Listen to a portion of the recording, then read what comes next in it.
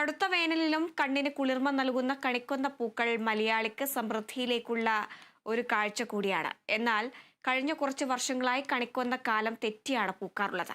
ആഗോളതാപനവും കാലാവസ്ഥാ വ്യതിയാനവും കണിക്കൊന്ന നേരത്തെ പൂക്കുന്നതിന്റെ കാരണങ്ങളാണ്.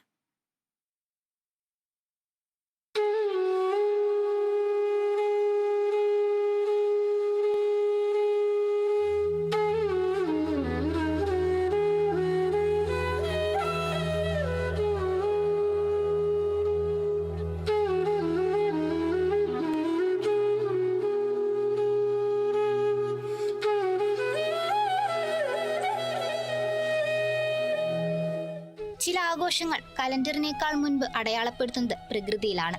വേനൽ തുടങ്ങുന്നതോടെയാണ് സസ്യങ്ങൾ പുഷ്പിക്കാൻ തുടങ്ങുന്നത്.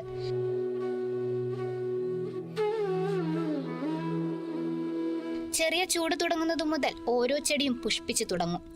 എന്നാൽ കണിക്കൊന്ന പൂക്കണമെങ്കിൽ കടുത്ത ചൂടുള്ള കാലാവസ്ഥ തന്നെ വേണ്ടിവരുന്നു.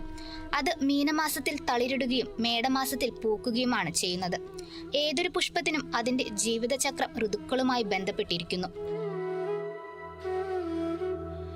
താപനിലയിലെ വ്യത്യാസങ്ങളും വെളിച്ചത്തിന്റെ തീവ്രതയും കാലപരിധിയും ഓരോ ചെടിയുടെയും പുഷ്പിക്കൽ പ്രക്രിയയെ സ്വാധീനിക്കുന്നുണ്ട്. വേനൽക്കാലത്ത് ഭൂഗർഭ ജലനിരപ്പ് കൂടുതലായി താഴുമ്പോൾ ജലത്തിന്റെ ക്ഷാമം അനുഭവപ്പെടുന്നു. അത്തരത്തിലുണ്ടാകുന്ന ജലക്ഷാമത്തെ പ്രതിരോധിക്കുന്നതിനാണ് കണിക്കൊന്ന പുഷ്പിക്കുന്നത്. നിലനിൽപ്പിനായുള്ള ചെറുത്തുനിൽപ്പ് കൂടിയാണിത്. വേനൽ കടുക്കുമ്പോൾ മണ്ണിലെ ജലാംശം ഏതു സമയം ഇല്ലാതായേക്കാമെന്ന് അവ കൃത്യമായി മനസ്സിലാക്കുന്നു. അതിന്റെ ഫലമായി വേഗം പുഷ്പിക്കുകയും ചെയ്യുന്നു. സസ്യങ്ങളുടെ ഈ സ്വാഭാവിക ജീവൽ പ്രക്രിയകൾ ഇന്ന് വലിയൊരളവിൽ തകിടം മറിഞ്ഞിരിക്കുകയാണ്.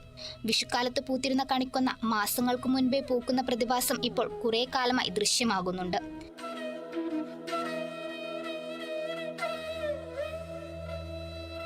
കൂടാതെ വർഷത്തിൽ ഒന്നിനു പകരം പലതവണ കണിക്കൊന്ന പൂക്കുകയും ചെയ്യുന്നു.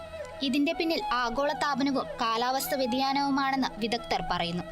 ആഗോളതാപനം മൂലം അന്തരീക്ഷത്തിലെ ചൂടിന്റെ അളവ് കൂടുന്നതും കാലാവസ്ഥ വ്യതിയാനം മൂലം പതിവിന് വിരുദ്ധമായി ചില മാസങ്ങളിൽ താപനില ഉയരുന്നതും കണിക്കൊന്ന മാർച്ച് മാസത്തിന്റെ ആദ്യ സമയങ്ങളിൽ തന്നെ പൂക്കുന്നതിന്റെ കാരണങ്ങളാണ്. Kerala vision news, Kannur.